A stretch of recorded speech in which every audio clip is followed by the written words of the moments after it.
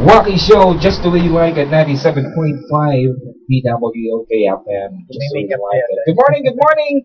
Wow, it's a great Friday morning for us to enjoy listening, everybody. Hello, DJ Dan. What a kind of parang executive authority, no? Wala na lang kurbata. Galing daw po siya sa City Hall. So, may appointment ang aking partner. Kumusta po ang iyong araw? Ito okay lang. Oh, di ba? Oo ha? Oo ha? Oo ha? Naka-makeup ako? Naka-makeup ka ba? Hindi, sana lang. Sa video lang yun. Sheverness lang yan. Ayun si Bugs. Ang ganda mo rin pala pag may makeup ka. Oo nga, kapukha ko siya, no? Boring. Hindi. Kaya pa maging bading, parang incredible hook. Wag mo lang.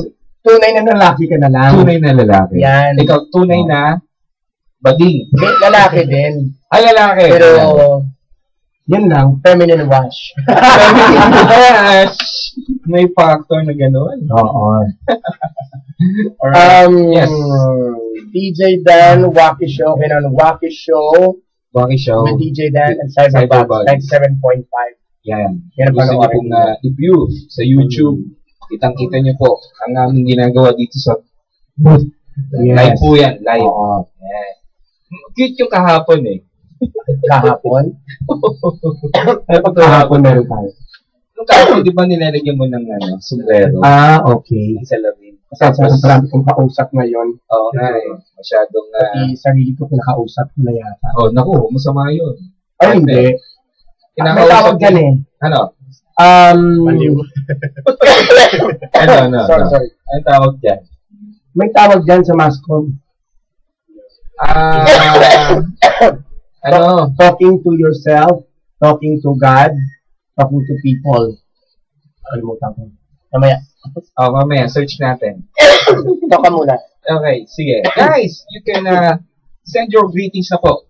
You can send your greetings and dedication at 092825121717. Thank you so much, DJ Lexter. Ayan. Nasaan si birthday boy? Tulog. Tulog. Tulog o umuwi? Tulog. Andyan yun. Umuwi siya. Wala. Umuwi.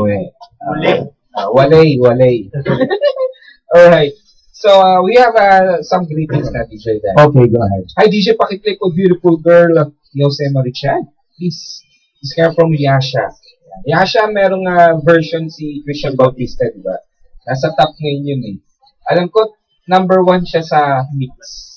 Number 1 siya. Oh. Sinong number 1? Si Christian Bautista. Beautiful girl. Okay. Christian Bautista. Baka naisip ko si Eric Santos. Mas gusto ko pa rin si Eric Santos. Bakit naman? Kauri. Hindi naman. Ito talaga yung voice nila. Although I like Christian Bautista. Even though it seems so long. Yun. Pag gumaling lang boses, kumanda ka na. Yun. Kahit naman na medyo mamaos, may boses ka pa rin dito. Pero hirap na hirap. Okay lang. Good AM, batiin ko lang for students na nagsa-sound trip lang, lapit na graduation natin, lubusan na ito, or lubusan na natin ito. Yan. For prudence, alam ko taga St. Joseph sir. Prudence I don't think so. Thank you guys. Wow, sige po. Yun lang. Ano yun? May nagte-text ba dito? Baka naman na wrong send siya. Hi DJ, I'm Sticky. Can you greet my loved one, Sharina Magino? Yeah, also known as Lil Chicas. Please. And pakiplay po Parting Time and Carino Brutal by Slap Shop. Napaka-brutal ng song na ito. Parang bago na yung hindi ba bago na yung ng Slap Shop, yung vocalist? Hindi, siya pa rin. Nag-iba na ng buhok, parang tumaba. Oo. Nakasama na ni DJ Dan dito yun. Parang kita sa YouTube mamaya. Pero nung na-meet natin DJ Dan dito, napakatahimik, napakasimple lang kamo ng Slap Shop. Grabe. Magaling mag-perform. Oo, talaga naman. Alam mo, DJ Dan, that time, ko na-appreciate yung mga trash at saka mga underground punk. Oo.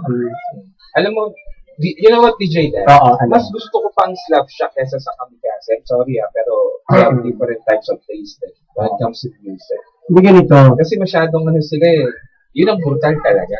Oo. Hindi ko gusto yung stage performance. Medyo ako din. At saka, I don't like too much tattoo.